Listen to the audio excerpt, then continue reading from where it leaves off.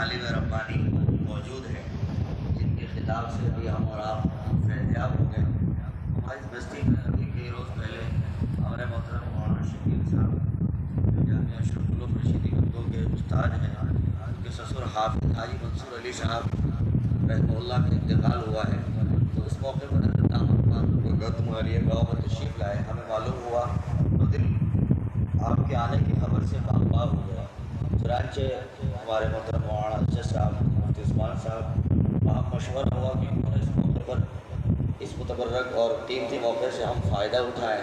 حضرت آئے ہوئے ہیں تو کم از کم دعوت دے دیں اور کچھ نہ کچھ قیمتی باتیں اور مفید تر باتیں جو ہم اور آپ کے کام آ سکیں انہیں سن لی جائے۔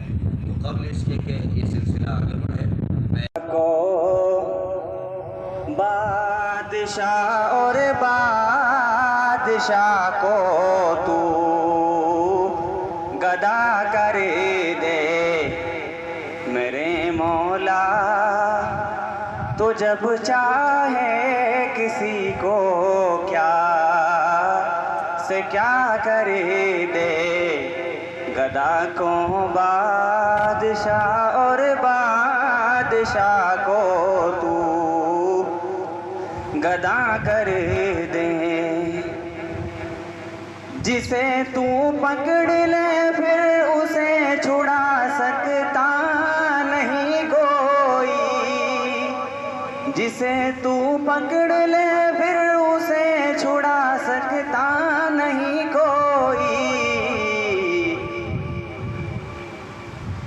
اسے پھر کون پکڑے مولا جس کو تو رہا کر دے، گدا کو بادشاہ اور بادشاہ کو تو گدا کر دے۔ وہ جس کے لیے وكفى وسلام على عباده الذين اصطفى، أما بعد۔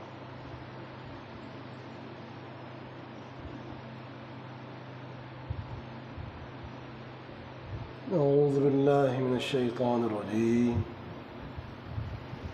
بسم الله الرحمن الرحيم،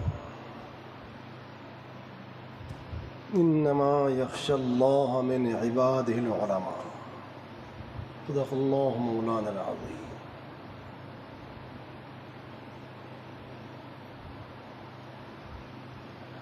قابل صد احترام، واجب الاکرام،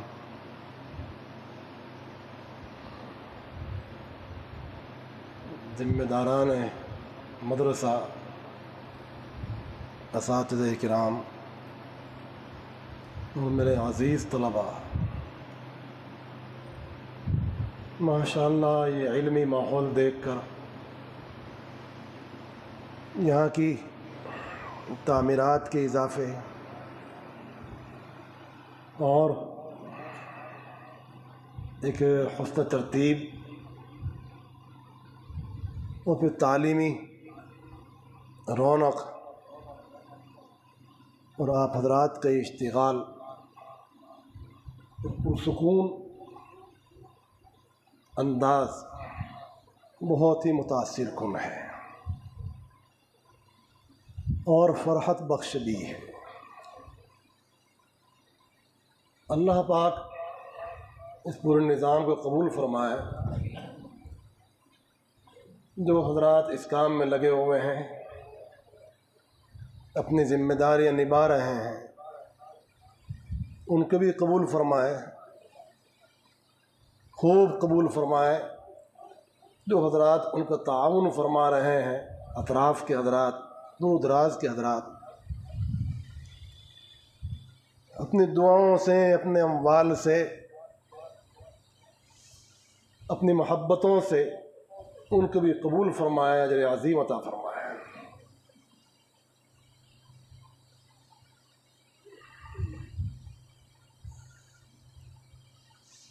جب طلبہ عزیز سامنے ہوتے ہیں تو پھر ایک موضوع متعین سا ہو جاتا ہے کہ ان کے سلسلے کی کچھ باتیں کہی جائے اور ان کو شوق بھی یہی ہوتا ہے کہ ہماری منزلوں کی شروعات ہے، علمی منازل کی شروعات ہے، انتہا، ان منازل کی انتہا کچھ نہیں ہے۔ شروعات تو ہے مگر انتہا کہاں تک ہے کسی کو معلوم نہیں۔ علمی میدان میں انسان جب شروع ہوتا ہے تو اس کے سامنے بہت ساری باتیں آتی ہیں۔ اس علمی سفر میں انسان جب لگتا ہے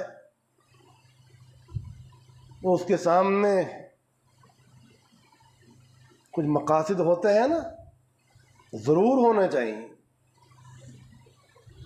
ہر شخص کے سامنے کچھ مقاصد ہوتے ہیں۔ ہمارے طلباء کے سامنے بھی تو ضرور ہے نا کچھ مقاصد۔ میں وہاں اپنے عزیز طلاب سے کہتا رہتا ہوں، اگر آپ سے کوئی پوچھے کہ کس لیے آئے ہو آپ، تو آپ کیا جواب دیتے ہو؟ پڑھنے آئے ہیں، یہی جواب دیتا ہے نا۔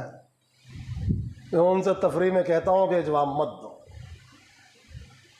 بلکہ یہ جواب دو کہ کتاب اللہ اور سنت کو سیکھنے آئے ہیں، شریعت اور سنت کو سیکھنے آئے ہیں اور اس پر عمل کرنے کے لیے یہاں آئے ہیں۔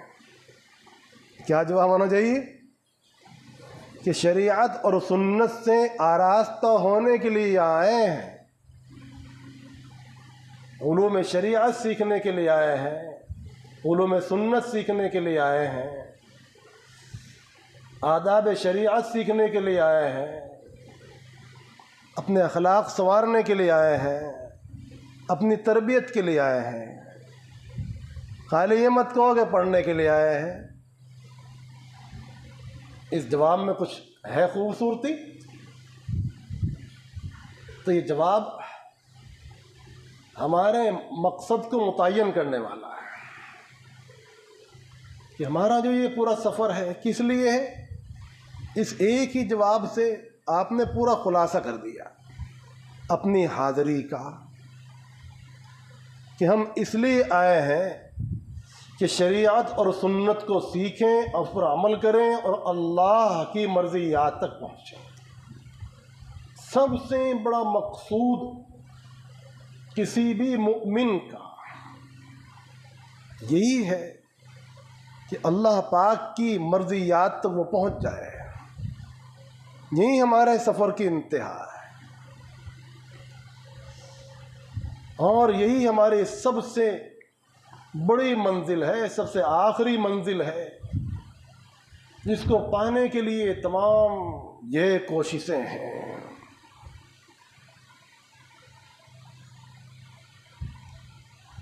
یہ علمی سفر جو آپ کا شروع ہو رہا ہے تو اس کے لیے بھی کچھ آداب ہوں گے نا۔ لیکن انسان جب آداب کی رعایت کے ساتھ اپنے سفر کا افتتاح کرتا ہے، ایک ترتیب ہوتی ہے، تو اپنے مقصد کے حصول میں اسے کامیابی ہوتی ہے۔ کیونکہ آپ کا یہ علمی سفر جو شروع ہوا ہے، اور ہر شخص علمی سفر میں یہی سمجھتا ہے کہ اس کی شروعات ہے، کتنا بھی وہ دور تک پہنچ جائے یا کتنا بھی اس کا وقت صرف ہو جائے، پھر بھی وہ یہ خیال نہیں کرتا ہے کہ میں نے بہت کچھ پا لیا ہے۔ یہی خیال کرتا ہے کہ میرا یہ سفر ابھی یہاں تک پہنچا، لیکن جو حاصل کرنا تھا وہ حاصل نہیں ہوا۔ یہی بات اس کے سامنے ہوتی ہے، اور یہی اس کی ترقی کا ذریعہ بھی بنتی ہے۔ کسی حد پر پہنچنے کے بعد عالم یہ خیال نہیں کرتا کہ بس بہت ہو گیا، بلکہ اس کا شوق بڑھتا رہتا ہے، وہ کبھی نہیں تھکتا۔ نہ علم کا شوقین کبھی تھکتا ہے، نہ مال کا شوقین کبھی تھکتا ہے۔ مال والا بھی حل میں مزید کے ہی دعوے کرتا ہے نا، اور علم والا بھی یہی چاہتا ہے کہ کچھ اور حاصل ہو جائے، کچھ اور حاصل ہو جائے، کچھ اور حاصل ہو جائے۔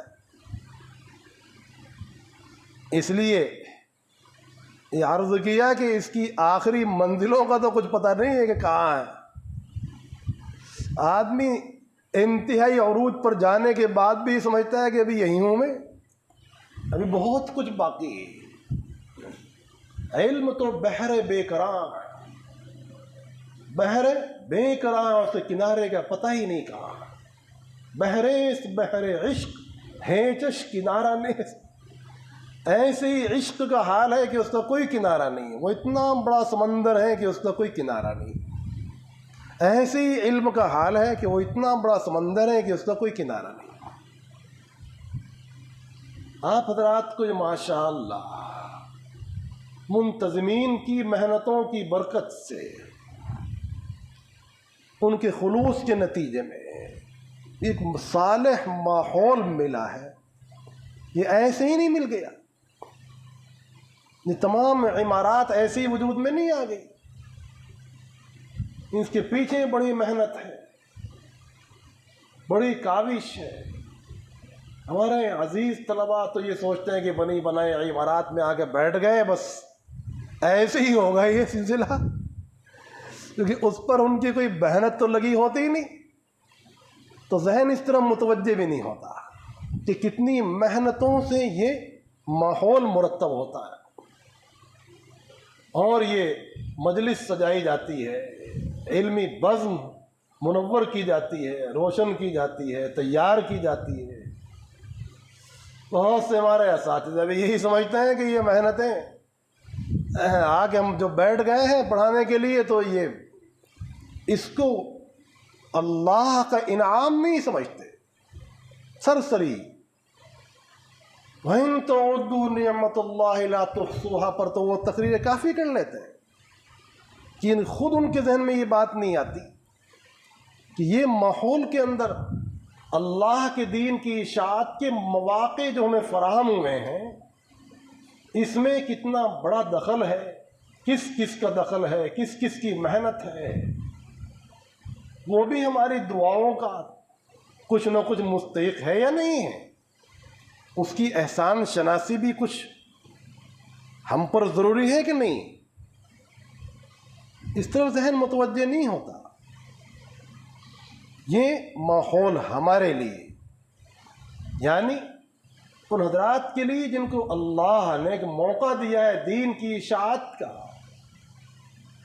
اور سہولت کے ساتھ دیا، راحت کے ساتھ دیا، اور اس میں خود ان کی زندگی کے لیے بھی فائدہ رکھا، آخرت کا فائدہ الگ اور دنیاوی منافع الگ، تو یہ اللہ کا عظیم ترین انعام ہے۔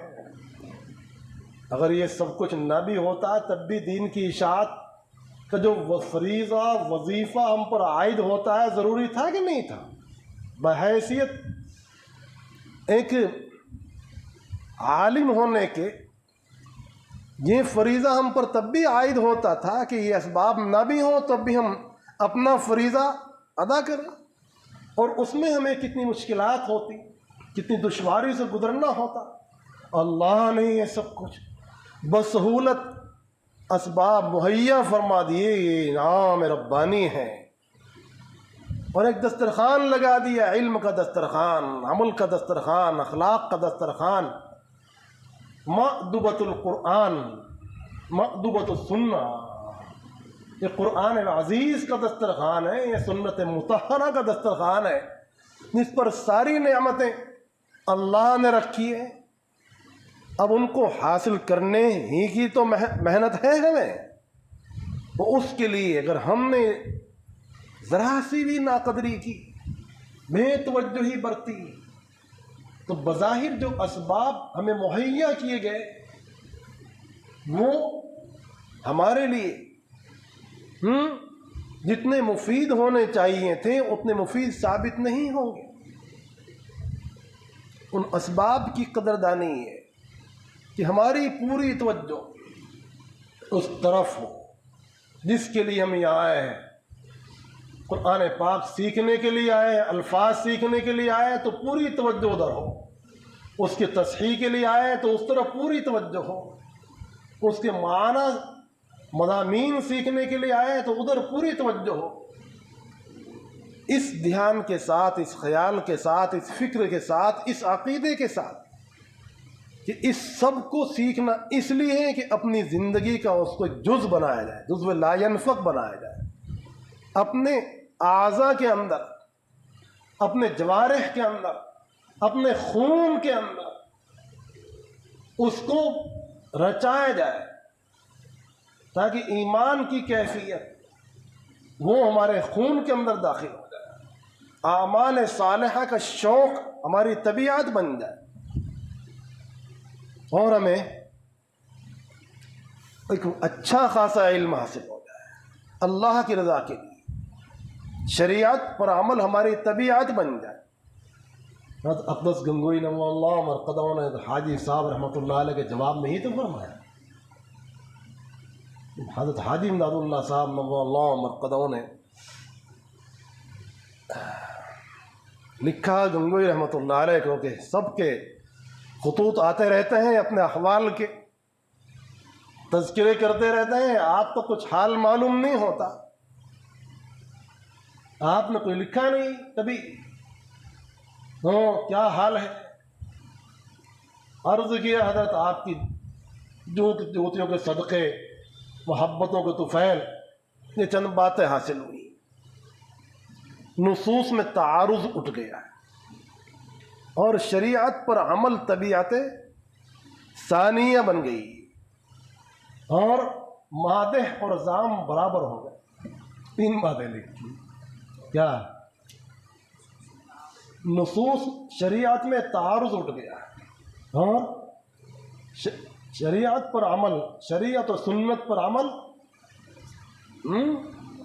مزاج بن گیا، طبیعت بن گئی، مزاج بن گیا۔ مزاج میں وہی بات آتی ہے بحمد اللہ جو شریعت اور سنت کے مطابق ہوتی ہے، کتنی بڑی بات ہے، اور مادے اور ذام برابر ہو۔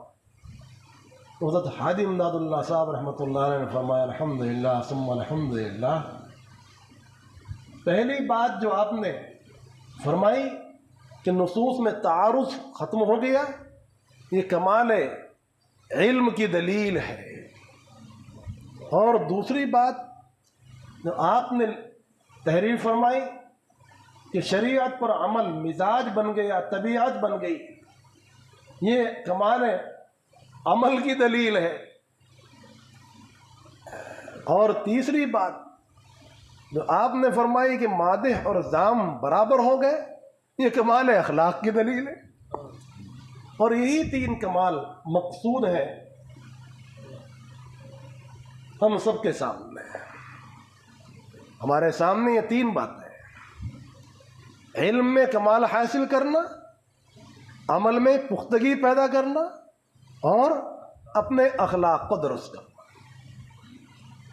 اگر یہ 3 باتیں عزیز طلبہ اپنا مقصد بنا لیں طالب علم ہی کے دور سے، تو انشاءاللہ العزیز دنیا میں کہیں جا کر وہ مار نہیں کھا سکتے، کسی میدان میں وہ ناکام نہیں ہو سکتے، ہر جگہ وہ غالب رہیں گے، منصور رہیں گے۔ اللہ پاک ہمارے حاجی منصور صاحب کی مغفرت فرمائے، درجات عالیہ نصیب فرمائے۔ بڑی محبت کے آدمی تھے، والد صاحب رحمۃ اللہ علیہ سے تو بہت ہی محبت رکھتے تھے، اور مدرسے کے ساتھ ہمیشہ ایک اچھا خیال رکھا کرتے تھے، ان کی تعریف میں رطب اللسان رہا کرتے تھے۔ جو حضرات مدارس سے محبت رکھتے ہیں ان کی اولاد میں بھی اچھے لوگ پیدا ہوتے ہیں، اور جو لوگ مدارس کے ساتھ ایک قسم کا بعد یا بغض رکھتے ہیں اس کے اثرات بھی ان کی اولاد پہ ہی پڑتے ہیں۔ علماء سے محبت کرنے والوں کو اللہ پاک دنیا کے اندر ایک صلہ یہ بھی دیتے ہیں کہ ان کی اولاد میں حفاظ اور علماء صلاحہ ضرور پیدا کرتے ہیں، وہ کتنا ہی بڑا کسی بھی لائن کے انسان ہو، چاہے اس کے خاندان میں کبھی کوئی نہ بھی رہا ہو مگر نسلوں کے اندر ضرور پیدا ہوتا ہے۔ اور جو لوگ علماء سے کٹے رہتے ہیں، معترض بنے رہتے ہیں، ناقد بنے رہتے ہیں، ان کی باتوں پر نقد و تبصرہ ہی ان کا مزاج ہوتا ہے، تو پھر وہ اور ان کی اولاد اس چیز سے دور ہی دور چلی جاتی۔ خیر، تو 3 چیزوں کو اپنا مقصود بنائیے۔ کیا؟ علم میں کمال حاصل کرنا، عمل میں پختگی پیدا کرنا، اور اپنے اخلاق کی اصلاح اور درستگی۔ جس طالب علم کے سامنے یہ 3 باتیں ہوں گے انشاءاللہ العزیز وہ کامیاب ہوگا۔ اور اس کے لیے اسی دور سے علم اور اس کے متعلقین کی قدردانی، منتظمین کا احترام، ان کی کاوشوں کی قدر، اپنے اساتذہ سے محبت، اپنی درسگاہوں سے الفت، اپنی تپائیوں سے بھی محبت، اپنی کتابوں سے بھی محبت، ان کا احترام۔ نہیں معلوم نہیں کتاب کو ایسے رکھ دیا، ایسے اٹھا کے چل رہا ہے۔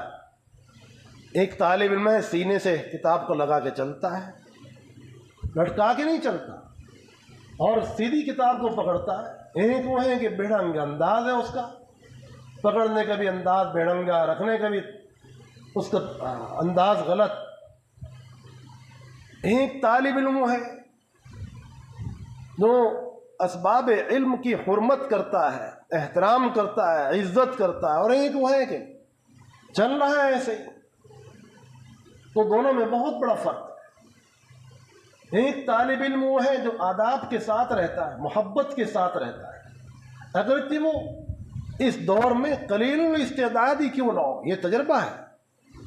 ایسے بہت سے تجربہ دیکھے گئے جو دور طالب علم میں زیادہ اچھی استعداد تو نہیں رکھتے تھے، لیکن آداب اور محبت رکھتے تھے منتظمین سے، ذمہ داروں سے، مدرسے کی ایک چیز سے۔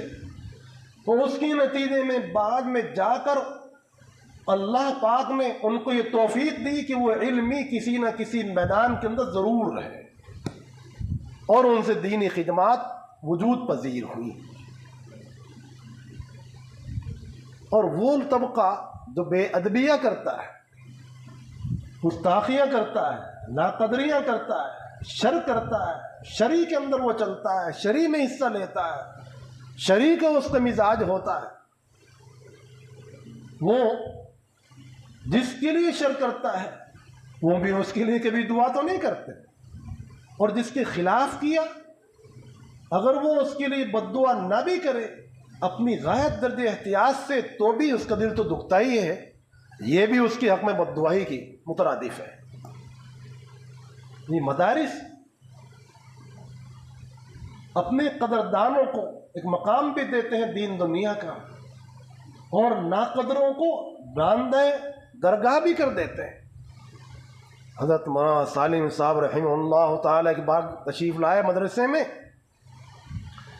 تو میں نے کچھ باتوں کو تذکرہ کیا، تو فرمایا کہ یہ مدرسے جہاں اچھے طلباء کو وجود میں لاتی ہیں، وہیں ان فیکٹریوں سے، علم کی فیکٹریوں سے کچرا مال بھی تیار ہوتا ہے۔ بھائی ہر فیکٹری سے اچھا اور غلط مال تیار ہوتا ہے نا، دنیا میں کوئی ایسی فیکٹری ہے جس میں سارا مال اچھا ہی تیار ہو؟ یہی حال ان علم کی فیکٹریوں کا بھی ہے، اچھے افراد بھی تیار ہوتے ہیں، اور ایسے افراد بھی تیار ہوتے ہیں جو بعد میں علمی خدمات سے محروم ہو جاتے ہیں۔ آئے تھے تو وہ بھی مدارس کے ماحول میں، تو وہ بھی آئے تھے، لیکن اس ماحول کی برکات سے محروم کیوں رہے؟ اس لیے کہ انہوں نے آداب کا خیال نہیں رکھا اور سلیقے سے نہیں رہے۔ آداب کی رعایت نہ رکھنے سے وہ طبقہ محروم ہو جاتا ہے۔ علامہ زرنوجی رحمۃ اللہ علیہ نے اس چیز کو تفصیل کے ساتھ لکھا ہے۔ ایک استاذ کسی موقع پر کہیں تشریف لے گئے تو اس علاقے میں جتنے ان کے شاگرد تھے سب ملنے آئے. حضرت آئے چلو ملاقات کر جائیں. تو کم سے کم درجہ ہے کہ استاذ کو سنے, جہاں بھی سنے تو انسان ملاقات کے لیے تو حاضر ہو. تو سب طلاب آئے. آپ کو خیال آیا کہ فلاں بھی تو ہے, وہ نظر نہیں آ رہا. اساتذہ کرام کے ذہن میں بھی تو رہتا ہے نا کہ فلاں بھی تو ہے, وہ کبھی نظر نہیں آتا. بھائی وہ کہاں ہے؟ تو معلوم ہوا کہ اس کی گھر میں کچھ ضروریات تھی, وہ اس لیے ملاقات کے لیے نہیں آیا. حضرت نے فرمایا کہ مال تو مل جائے گا اس کو, مگر علمی برکات سے یہ شخص محروم رہے گا, علمی فیوز سے یہ محروم رہے گا. کیوں؟ اس کی زندگی میں اسے قدر مال مل جائے. تو علمی برکات کے لیے تو یہ بھی چیز ضروری ہے کہ انسان اپنے اساتذہ کی قدر کرے. اور استاذ کی یہ معنی نہیں کہ جس سے سبق پڑھ رہا ہے بس وہی استاد ہے. طلباء کی ایک غلط فہمی یہ بھی ہے کہ جس کے ساتھ وہ بیٹھتے ہیں, جس کے سامنے بیٹھتے ہیں, بس اسی کو اپنا استاد سمجھتے ہیں, یہی میرا استاد ہے. ارے بھائی مدرسے کے اندر آپ کو دوسرے اساتذہ کی فیوز نہیں پہنچے؟ انہوں نے رات کو جاگنے کے بعد آپ کو نہیں اٹھایا؟ جب آپ سو رہے تھے تو وہ کنڈی نہیں کھٹکھٹا رہے تھے, اٹھانے نہیں آئے تھے, نماز کے لیے جگانے نہیں آئے تھے, آپ کو اچھا بنانے کی محنت میں وہ شریک نہیں تھے؟ ضرور شریک تھے. ہو سکتا ہے کہ بعض وہ حضرات جو آپ کو سبق نہ پڑھاتے ہوں لیکن آپ کی اصلاح میں, آپ کی تربیت میں زیادہ خیال رکھتے ہوں. ان لوگوں سے جو سبق پڑھایا اور گھر گئے, سبق پڑھایا اپنے کمرے میں گئے. یہ ہماری ڈیوٹی نہیں کہ ہم سبق پڑھائے اپنے کمرے میں, سبق پڑھایا اپنے گھر. ایک طالب علم کی اصلاح اور اس کی زندگی کو سنوارنا یہ بھی ہماری ذمہ داریوں میں ہے کہ اس شخص کو اس کے متعلقین نے ہمارے حوالے کیا ہے, ہم پر اعتماد کیا ہے. والد بزرگوار نور اللہ مرقدوں اس چیز کو بارہا فرمایا کرتے تھے, بڑی تڑپ کے ساتھ فرمایا کرتے تھے کہ جو اساتذہ طلباء کی روک ٹوک نہیں کرتے وہ خائن ہیں, اپنی وظائف میں وہ خیانت کر رہے ہیں. ان کو منتظمین نے ڈیوٹیاں دی, ان کو بتایا کہ آپ کی ذمہ بھی ہے, یہ ترتیب بنائی ہے, یہاں سے یہاں تک آپ کو نگرانی کرنی ہے, ان طلباء کی آپ کو نگرانی کرنی ہے. یہ فوج جو علمی فوج ہمارے پاس آئی ہے یہ کس کے اعتماد پر آئی؟ یہ ہمارے تو اعتماد پر آئی ہے. ہم اس کو کیا سکھانے کے لیے یہاں جمع ہوئے ہیں؟ خالی قیام طعام کے لیے ان کو اکٹھا کیا ہے ہم نے؟ نہیں, ایک بہت اعلیٰ مقصد کے لیے ہم نے ان کو اکٹھا کیا ہے. اور وہ کیا ہے؟ ان کے اندر ایمانی روح پھونکنا, ان کے اندر اعمال صالحہ کا شوق پیدا کرنا, ان کے اندر اللہ کے ذکر کو اجاگر کرنا. نہیں ہے نا مقصد؟ معلوم ہوا کہ اللہ کے ذکر سے کوئی مناسبت ہی نہیں. ادھر اللہ کا ذکر شروع ہوا, ادھر ذکر الہی شروع ہوا, ادھر ہم نے اڑنا شروع کیا. لا حول ولا قوت الا باللہ العلی العظیم. اللہ کا ذکر شروع ہو اور ہم وہاں سے اٹھنے لگے, فلاں اٹھ رہا ہے, فلاں اٹھ رہا ہے, اٹھنے کا ماحول بنانے لگے. یہ کتنی بڑی ناقدری ہے کہ اللہ کے نام پر ہم جمع ہو رہے ہیں. ہمارا قیام طعام, ہمارے ساری سہولیات جس باری تعالی جل و علا کے نام پر وجود میں ہیں, سب کچھ جن کے وجود, جن کے نام کی بنیاد پر ہمارا وجود ہے, جن کے نام کی بنیاد پر, نسبت پر ہمارا وجود ہے, ہمیں ان کے نام سے اتنی بھی مناسبت نہیں ہوئی اس علمی ماحول کے اندر کہ ہم ذکر اللہ سے مانوس ہی نہیں ہوئے. خالی حضرت شیخ عبدالحق محدث دہلوی رحمۃ اللہ علیہ اپنی اولاد میں سے کسی کو نصیحت فرما رہے ہیں, بیٹا خشک عالم نہیں بننا, خشک عالم نہیں بننا. محدث دہلوی 99 مرتبہ انہوں نے بین النوم والیقظہ رسول اللہ صلی اللہ علیہ وسلم کی زیارت کا شرف حاصل کیا تھا. اور علمی میدان میں کتنے بڑے تھے. انہوں نے جو اس وقت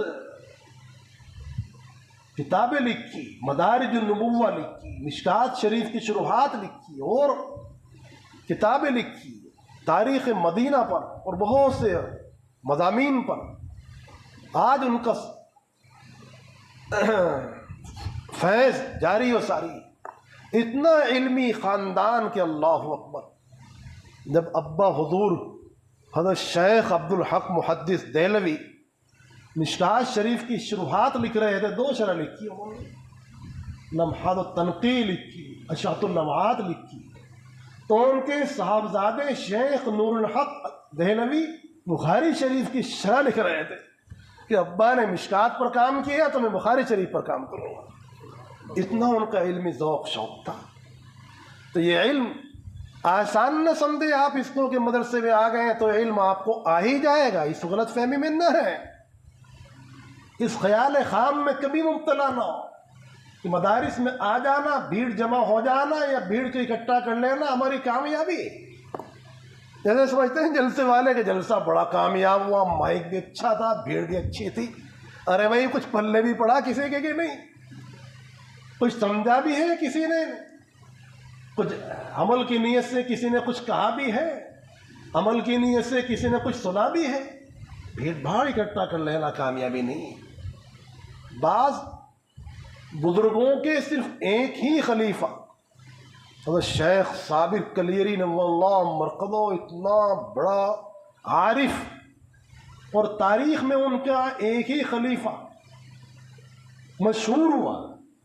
کیا خیال ہے آپ کو کہ ایک ہی آدمی ان سے بیعت ہوا تھا؟ اتنے بڑے بزرگ سے، صاحب الکرامات انسان سے ایک ہی شخص بیعت ہوا؟ ایک خلق اللہ فیضیاب ہوئی ہوگی، لیکن تاریخ میں ایک ہی انسان کا نام ملتا ہے. تو ایک ہی انسان اگر کام بن جائے کافی ہے پورے سلسلے کے لیے. حضرت شاب السعید صاحب گنگوئی نور اللہ مرقدہ کا ایک ہی خلیفہ شیخ محب اللہ الہ آبادی اتنا کام کا نکلا کہ پورا سلسلہ چشتیہ انہی کے سے جاری و ساری ہے اور دنیا میں پھیلا ہوا ہے. حضرت مولانا صدیق صاحب باندھوی نور اللہ مرقدہ کہ کتنے خلفاء، چند خلفاء، اور وہی دنیا کے اندر ایسے چمک رہے ہیں، اللہ پاک ان سے دینی خدمات لے رہے ہیں. بات تو یہ ہے کہ اللہ پاک کس سے کتنی خدمت لے لیں، فضیلت کا معیار تو یہ خاندان نہیں، حسب نسب نہیں، برادری نہیں. یہ تو اذہان مزعومات ہے، ذہن ہے. مدار تو اس بات پر ہے کہ کس بندے سے کتنی علمی اور دینی خدمت وقوع پذیر ہو رہی ہے. اللہ کے دین کی اشاعت میں کتنا کوئی ساعی ہے، وہی اتنا ہی مقبول ہے. اس کا سوال نہیں کہ ماننے والے کتنے ہیں، مگر اس نے اپنے اوقات کو دین کی اشاعت میں صرف کتنا کیا، کوشش کتنی کی، اپنے افکار کو کتنا صرف کیا، اپنے ذہن کو، اپنے دل دماغ کو، اپنے قلب و قالب کو کتنا لگایا. جتنا لگایا اتنا ہی وہ اللہ پاک کے انعام کا مستحق ہے. عزیز طلبہ، یہ خیال مت کرنا کہ علمی ماحول میں آ گئے تو علم ہمارے پیچھے آئے گا. نہیں بھائی، علم کے پیچھے بہت بھاگنا پڑتا ہے، علم کے پیچھے بہت دوڑنا پڑتا ہے، سب کچھ علم کے حوالے کر دینا پڑتا ہے. جب تک کہ سب کچھ آدمی علم کے حوالے نہیں کرتا تب تک علم اپنا تھوڑا سا حصہ بھی نہیں دیتا. والد صاحب رحمۃ اللہ علیہ فرماتے تھے کہ علم اللہ کی خاص صفت ہے اور حق تعالیٰ بڑے غیور ہیں. واللہ اغیر منی، رسول اللہ صلی اللہ علیہ وآلہ وسلم نے فرمایا اللہ پاک کی صفت غیور بھی ہے. وہ اپنی خاص صفت علم میں سے اس وقت تک بھی آپ کو کچھ نہیں دیں گے جب تک کہ آپ اپنا پورا علم کے لیے حوالے نہیں کریں گے اور فارغ نہیں ہوں گے اور علم کو عمل کے لیے حاصل نہیں کریں گے اور مقصود عمل کو نہیں بنائیں گے. خالی علم کے لیے نہیں آئے. علم تو شیطان کے پاس کتنا تھا, کیا ہوا؟ اور بہت سے لوگوں کو تو علم ہی نے گمراہ کیا. علم گمراہ بھی کر دیتا ہے, خالی علم سے نہیں ہوتا کام. علم اور گمراہی جمع ہو سکتے ہیں. اسی لیے روایت میں فرمایا گیا کیا, من ازداد علما ولم یزدد ہدى لم یزدد من اللہ الا بعدا. علم میں تو اضافہ ہوا لیکن ہدایت میں اضافہ نہیں ہوا, اللہ سے اور دور چلا گیا. تو معلوم ہوا کہ بھی علم انسان کو دور بھی کر دیتا ہے. تو علم اور ضلالت ایک ساتھ جمع بھی ہو سکتے ہیں. اللہ پاک نے کیا نہیں فرمایا, وَأَضَلَّهُ اللَّهُ عَلَىٰ عِلْمٍ, کہ علم کے باوجود اللہ نے اس کو گمراہ کر دیا. اور قرآن پاک میں کتنے واقعات اس قسم کے ہیں. ہم نے علم دیا, قدردانی نہیں کی, فَانْسَلَخَ مِنْهَا, اور کیا, وَكَانَ مِنَ الْغَاوِينَ. تو معلوم ہوا کہ خالی علم مقصود نہیں ہے اور کافی نہیں ہے تب تک کہ علم کو عمل کے لیے نہ پڑھا جائے. اور علم ہے عمل کو پکارتا ہے, بھائی عمل کرو عمل کرو. اگر وہ آ جائے تو ٹھیک, ورنہ وہ خود بھی رحلت کر جاتا ہے, نجاف فبہا وإلا فرتعل. تو علم کے ساتھ عمل کو مقصود بنانا چاہیے اور اخلاق کی اصلاح میں لگنا چاہیے. ہمارے اکابر کو اسی چیز نے اوپر اٹھایا کہ علم کے ساتھ عمل کو مقصود بنایا, اسی دور سے تقوی و پرہیزگاری کو اپنایا اور اس کے لیے مجاہدات کی. علم کا حصول اتنا آسان نہیں. بایزید بستامی رحمۃ اللہ علیہ نے فرمایا کہ 32 سال کے تجربے کے بعد میں اس جگہ پر پہنچا ہوں کہ علم سے زیادہ مشکل کوئی کام نہیں. ہم سمجھتے ہیں علم بہت آسان ہے. 32 سال کا تجربہ, العلم بین مجاہدتین, تحصیل کے اندر مجاہدہ, پھر عمل پر مجاہدہ, پھر عمل میں اخلاص پیدا کرنے مجاہدہ, پھر اخلاص کو باقی رکھنے مجاہدہ. کتنے مجاہدات کے بعد یہ چیز باقی رہتی ہے. یہ اللہ کی امانت. اللہ پاک ہمیں قدردانی کی توفیق دے. تو علم, عمل اور اخلاق, تین چیزوں کو سامنے رکھ کر اپنا سفر جاری رکھیں. اگر اساتذہ اور ذمہ دار حضرات آپ کو کسی بات کی نصیحت کریں, روک ٹوک کریں, اس سے بد دل نہ ہو, تنگ دل نہ ہو, اس کو عین شفقت جانے کہ یہ انسان بڑا مشفق ہے. جو جتنا روک ٹوک کرتا ہے وہ اتنا ہی بڑا مشفق اور مہربان ہے, اور جو جتنا خاموش رہتا ہے تو وہ ٹھیک نہیں ہے آپ کے حق میں. جو جتنا آپ کی طرف نظر کر رہا ہے, آپ کی اصلاح پر دھیان دے رہا ہے, وہ اتنا ہی آپ کا خیر خواہ. باپ اپنی اولاد کو گرتے ہوئے دیکھتا ہے, فوراً اٹھاتا ہے. کسی برائی ملوث دیکھتا ہے, فوراً اس کے خون میں جوش مارتا ہے, اس کے تھپڑ ہی مار دیتا ہے. تو کہاں تھپڑ مارنے کا دور؟ اساتذہ پہلے تھپڑ ہی مار دیا کرتے تھے, پٹائی بھی کرتے تھے, وہ دور نہیں. میں وہاں برابر کہتا ہوں درجات میں کہ بالکل کسی کے ہاتھ نہ لگاؤ, بالکل کسی کی پٹائی نہ کرو, نہ کان پکڑی کرو, نہ اس کو کھڑا کرو. جتنا وہ محبت سے پڑھے اس کو پڑھاؤ, کیونکہ اس دور میں ایسے شرری بھی ہوتے ہیں جو ایک بات کو شر کا ذریعہ بنا لیتا ہے. بڑی احتیاط کا دور بھی ہے. ان سے خدمت لینے میں بھی احتیاط کی جائے کہ انسان خود اپنی خدمت کرے تو یہ زیادہ اس کے لیے بہتر ہے. تو جوان اساتذہ کو تو خدمت لینے میں بہت احتیاط کی ضرورت ہے. ہم خود ان کے لیے ان کے خادم ہیں, اور خدمت ہمارا شعار ہے. ہم خدمت ہی کے لیے تو جمع ہوئے ہیں نا, اساتذہ کی, منتظمین ان طلاب کی اساتذہ کی خدمت ہی تو کرتے ہیں. یہ خدمت ہمارے لیے شرف ہے, سعادت ہے, ذریعہ نجات ہے. تو علم کے ساتھ عمل, عمل کے ساتھ اخلاق, اور اس کے لیے معاون کیا, ذکر اللہ. اللہ کے ذکر کو بھی لازم پکڑیں. وہاں عزیز طلباء کو مختصر کلمات کہلواتا ہوں کیونکہ ان کے مزاج سے واقف ہوں, کیونکہ علم اشتغال دن بھر زیادہ رہتا ہے. تو اس لیے اس دور میں یہ مختصر ہی کہہ لیں تو بہت بڑی بات ہے. ٹھیک ہے, ان کو مناسبت تو پیدا ہو جائے اللہ کے ذکر سے, کم سے کم معترض تو نہ رہے. مدرسے میں شروع کیا ذکر اللہ کا سلسلہ تو بہت سے حضرات اس کو ذکر جبری کہا کرتے تھے. تو مدرسے میں بتاؤ کون سا کام ایسا ہے کہ جو جبرن نہیں ہوتا؟ ان طلاب کو اٹھانا پڑھانا ہے، سوائے طعام کے ہر کام جبری ہوتا ہے کہ نہیں ہوتا ہے؟ تو مدرسہ تو پورا اسی کا نام ہے کہ ان کو عادی بنایا جائے. یہ ذکر جہری ہمارے مشائخ کا طریقہ رہا. مشائخ نقشبندی آہستہ کرتے ہیں. تو وہاں تک پہنچنے کے لیے ابتدائی منزل یہی ہے کہ انسان اللہ کے ذکر میں لگے. اب تھوڑی دیر ہمارے حضرت مولانا صابر صاحب دامت برکات العالیہ کو ماشاء اللہ اللہ کے ذکر سے بھی مناسبت ہے، اس کے بھی دیوانے ہیں. اور علم اور ذکر اللہ کو جس نے جمع کیا اسی کو علم کی لذت بھی حاصل ہوتی ہے.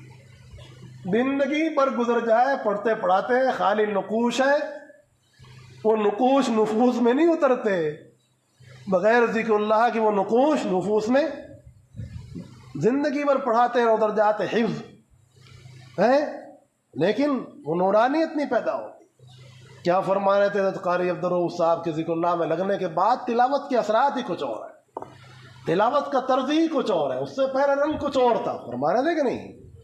تو جو قرہ جو حفاظ ذکر اللہ میں نہیں ہوتے تو کتنی آیات پر ان کا عمل نہیں ہے، کتنی آیات ہیں ذکر اللہ کے متعلق. آپ نے ان آیات کو حفظ تو کرایا اور دھیان تو دیا ان پر، لیکن ان کے معنی اور مفہوم تو آپ نے سمجھے نہیں. اگر کوئی ذاکر بیٹھے درجات حفظ میں جا کر تو یہ آیت اس کو یہ پیغام دے رہی ہے، دوسرا آیت یہ پیغام دے رہی ہے، تو اس کے قلب پر ہر وقت آیت کے انوار اترتے ہیں، مضامین اترتے ہیں. اور ہمیں چونکہ معانی کی طرف توجہ نہیں اور اللہ کے ذکر سے مناسبت نہیں، تو اتنی نورانیت ایک ایک لفظ کے ساتھ کتنے انوار نازل ہوتے ہیں. جہاں درجات حفظ ہے، تجوید ہے، انوار و برکات کتنے موسلادھار بارش کی طرح وہاں اترتے ہیں اور ہمارے قلب میں وہ اثر انداز نہ ہو. بارش تو آئی اور چلی گئی. کچھ زمینیں وہ تھیں کہ انہوں نے اس کو جذب کیا تھا اور سبزہ اگایا تھا. ایسے جن قلوب پر یہ انوار پڑے تھے اور انہوں نے اس کو جذب کیا تھا تو انہی کے اندر تو صبر آئے گا، وہیں تو شکر آئے گا، وہیں تو قناعت کا پودا نکلے گا. ورنہ ہماری زبان پر ہمیشہ شکایت ہی شکایت رہے گی، شکر نہیں آئے گا. آنا چاہیے شکر گزاری، اور آ رہا ہے کیا؟ اس کے خلاف شکایت ہی شکایت. اس لیے ہیں یہ سب باتیں کہ ہم اس ماحول سے اچھی طرح استفادہ نہیں کرتے اور خانقاہوں سے تعلق نہیں رکھتے. اللہ کا ذکر ہی قلوب کی حیات ہے اور صالحین کی صحبت اور مجالست ہی نفوس کی دوا ہے اور نجات ہے. نفوس کے امراض اسی لیے دور نہیں ہوتے کہ ہمارا طبقہ خانقاہوں کی طرف نہیں جاتا. پڑھنا پڑھانا بے شک بہت بڑی بات ہے، بہت اعلیٰ مقصد ہے، لیکن اس سے بھی اعلیٰ ایک مقصد ہے کہ عمل کرنا، اور عمل کرنے کا جذبہ خانقاہوں سے تعلق کے بغیر نہیں آتا. حضرت اقدس گنگوئی رحمۃ اللہ علیہ، اتما قاسم صاحب رحمۃ اللہ علیہ، امامین ہمامین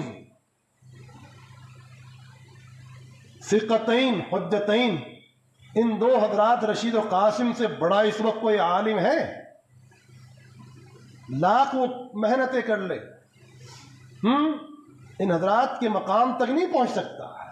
آج کا عالم اللہ پاک تو پہنچا سکتے ہیں، مگر جو ہمارے حالات ہیں، جو ہمارا مطالعہ ہے، ہماری محنت ہے، جو ہمارا ماحول ہے، وہ یہی بتا رہا ہے. ان حضرات کے علوم کچھ اور تھے. اسی لیے اتما یعقوب صاحب نانوتوی رحمۃ اللہ علیہ فرمایا کرتے تھے، اتما قاسم صاحب رحمۃ اللہ علیہ کے بارے میں، بھائی جہاں سے ہمارے لیے کچھ قطرات کھلتے ہیں وہاں سے حضرت کے لیے دریا کے دریا کھل جاتا ہے. پتہ ہی نہیں چلتا کہ کہاں سے بول رہے ہیں، کہاں بات پوری ہوگی. تو ان حضرات نے زیادہ کتابیں نہیں پڑھی تھی، حضرت عبدالستان تھانوی رحمۃ اللہ علیہ نے زیادہ کتابیں نہیں پڑھی تھی، انہوں نے کتب بینی کی تھی، کتب بینی سے زیادہ کتب بینی کی تھی، اللہ کے ذکر میں اپنے آپ کو دھنا تھا۔ بابا فری الدین گنشگر رحمۃ اللہ علیہ گزر رہے تھے، ایک شخص ایک کتاب پڑھ رہا تھا، اتفاق سے اس کا نام نافع تھا، نافع الخلائق ہوگا۔ بھائی کیا ہے آپ کے ہاتھ میں؟ بات یہ کتاب ہے، اس کا نام نافع الخلائق ہے۔ فرمایا ہاں یہ کتاب بغیر کسی رہبر کے نفع دے دے گی؟ بہت سوچ آیا کتاب بند کر کی، حضرت صحیح فرمایا آپ نے، کتاب کتنی نافع ہے، لیکن ان باتوں کو قلب میں، مزاج میں، دماغ میں اور عمل کے اندر اتارنے کے لیے تو کسی مشفق کی ضرورت ہے، تنبیہ کرنے والے کی ضرورت ہے، کسی بتانے والے کی ضرورت ہے۔ اسی وقت سے حضرت کے ساتھ لگے اور ذکر اللہ کو لازم پکڑا۔ تو یہ ذکر ہے جس نے ہمارے علماء کو یہاں تک پہنچایا، ورنہ دنیا کے اندر علماء کی کوئی کمی نہیں۔ اس لیے ہمارے عزیز طلباء کو، مدرسین کو ذکر اللہ کو سرسری نہ سمجھنا چاہیے۔ خالی ایک ذاکر انسان سے جتنا فائدہ ہوتا ہے، ہو سکتا ہے کہ اس کے علم سے فائدہ نہ ہو، اس کے اخلاق سے جتنا فائدہ ہوتا ہے۔ آپ ٹرین میں جا رہے ہیں، غیر مسلم بیٹھے ہوئے ہیں، وہاں آپ علمی تقریر کرو گے، وہاں آپ کے اخلاق فائدہ کریں گے، ماحول کو بدلنے کے اندر، قلوب کو نرم کرنے کے اندر آپ کا اخلاق کردار ادا کرتا ہے۔ آپ اٹھ کر کسی کو جگہ دے رہے ہیں، ایک اس کو ضرورت تھی پانی پینے کی، آپ نے اس کو پانی پیش کر دیا، یہ رحم دلی آپ کے اندر تھی۔ بچہ رو رہا ہے، سفر کر رہا ہے، تو آپ نے اس کو پانی پیش کیا، یہ نہیں دیکھا کہ اپنا ہے غیر ہے۔ جب کوئی بھوکا ہوتا ہے وہاں مسلک کا سوال نہیں ہوتا، جب کوئی پیاسا ہوتا ہے تو وہاں مشرب کا سوال نہیں ہوتا، وہاں تو اس کی حاجت کو پورا کرنے کا سوال ہوتا ہے۔ یہی ہے انسانیت اور یہی ہے سنت اور شریعت۔ تو وہاں آپ کے اخلاق کام دیں گے یا آپ کا علم کام دیں گے؟ تو بہت دفعہ دنیا کے اندر اور عمومی حالات میں ہو سکتا ہے کہ آپ کا علم اتنا فائدہ نہ کرے اور آپ کی علمی تقریر سے کوئی متاثر نہ ہو، لیکن آپ کی اخلاقی تربیت سے، آپ کے سلام کرنے سے، آپ کے ادب کرنے سے، ہمارے طلباء کے اندر سلام کا رواج بھی مفقود ہوتا جا رہا ہے۔ خاموش گزر رہے ہیں۔ یہ خاموش گزرنا یہ کہاں سے آیا بھائی؟ یہ ہمارا مزاج نہیں، ہمارا ماحول نہیں۔ جہاں سے گزرے جو بھی طالب اپنے ساتھی کے پاس، اپنے استاذ کے پاس، کسی بھی شخص کے پاس اتنا معلوم ہے کہ مسلمان ہے، بھائی اتنا ہی کافی ہے، اتنا ہی کافی۔ یہ مت دیکھو اس کی داڑھی ہے نہیں، یا مسئلہ مت اپنا ہو کہ اس کی داڑھی نہیں ہے لہٰذا سلام کرنا مکروہ ہے۔ اگر آپ نے اپنے آپ کو اس سے افضل سمجھا تو آپ تکبر میں مبتلا ہو گئے۔ ایک فسق اس کے اندر نہ معلوم ہمارے اندر کتنے اسباب فسق اور ہوں، فسق سے کون خالی؟ کچھ نہ کچھ فسق ہر انسان کے اندر ہے، اللہ ماشاء اللہ ایسا کون ملے گا جو فسق سے، فجور سے کلیتاً پاک ہو؟ کون دعویٰ کر سکتا ہے اس بات کا؟ تو ایسے جزیات سے انسان کیا وہ یہ اثر لے گے کہ یہ مولوی ہاں اسلام ہی نہیں کرتا، یہ اس کی تربیت ہو رہی ہے۔ اپنے ماحول میں انسان گزرے تو سلام کا رواج ڈالے، یعنی یہ اخلاق ہیں۔ تو ان اخلاق سے آپ کو ہو سکتا ہے کہ آپ کے علم سے بھی زیادہ فائدہ ہو جائے۔ آپ علم کو، عمل کو، اخلاق کو مقصود بنا کے چلیں، اور مقصود ان سب سے اللہ کی رضا کو حاصل کرنا ہے، اور اللہ کی رضا کو حاصل کرنے کے لیے ذکر اللہ سے اعلیٰ اور افضل کوئی عمل نہیں۔ وَلَذِكْرُ اللَّهِ أَكْبَرُ، ادھر فرمایا گیا وَرِضْوَانٌ مِّنَ اللَّهِ أَكْبَرُ، اور یہاں کیا ہے؟ وَلَذِكْرُ اللَّهِ أَكْبَرُ، دونوں کو ملا لیجیے آپ، تو کیا نتیجہ نکلا کہ اللہ کا ذکر کرو گے تو اللہ کے رضوان حاصل ہے۔ حضرت مولانا الیاس صاحب رحمۃ اللہ علیہ نے تھوڑی فرمایا خالی تبلیغ کرو، خالی تبلیغ کے وہ قائل کبھی نہیں رہے، ہمیشہ علم اور ذکر کی بات کرتے تھے، اسی پر ان کی توجہ رہتی تھی۔ اسی پر دھیان دیا کرتے تھے. ہمارے ایک طبقے نے اس کو بالکل چھوڑ دیا. علم روشنی ہے، ذکر اللہ دھیان ہے، دو لفظوں میں سارے فضائل ذکر اللہ کے بیان کر دیے. ہمارے قصہ ختم. ارے اللہ کے بندوں، علم الہی کو تو حاصل کرنا ہے اور قرب الہی کو تو حاصل کرنا ہے. جب ہمارے پاس علم نہیں ہوگا، صحیح بات نہیں ہوگی، تو ہم تبلیغ کہے گی کریں گے. ہمارے مشائخ کہیں سے بھی ہوں، کسی بھی طرز کے ہوں، سب نے ذکر اللہ پر بہت دھیان دیا. 10 سال حضرت مولانا الیاس صاحب رحمۃ اللہ علیہ، حضرت گنگوئی رحمۃ اللہ علیہ کے پاس لگائے، تب جا کر وہ میدان میں آئے. اللہ کے ذکر سے چمٹ جاؤ. ہیں ٹھیک ہے، منطق اور فلسفہ بھی ذہن تیز کرتا ہے، کوئی ضروری تو ہے نہیں. ہو سکتا ہے غباوت نہ پیدا کر دے اور دعویٰ نہ پیدا کر دے مزاج کے اندر، لیکن اللہ کا ذکر یہ انسان کو متواضع بھی بناتا ہے اور قلب کے اندر جلا بھی پیدا کرتا ہے اور استعداد بھی بڑھاتا ہے. استعداد بڑھانے میں علم کے اندر سب سے بڑا معاون ہے اللہ کا ذکر. جب قلب درست ہوگا تو تبھی تو وہاں علم الہی پیدا ہوگا اور اثر انداز ہوگا. اس لیے اللہ کے ذکر پر خاص دھیان دیں. یہ ماحول کی اصلاح کے لیے اور شفافیت کے لیے بہت ہی بڑا عمل ہے. اللہ پاک ہم سب کو توفیق نصیب فرمائے. محسوس کر رہے ہیں، دیکھ رہے ہیں، خالق ربانی موجود ہے، جن کے خطاب سے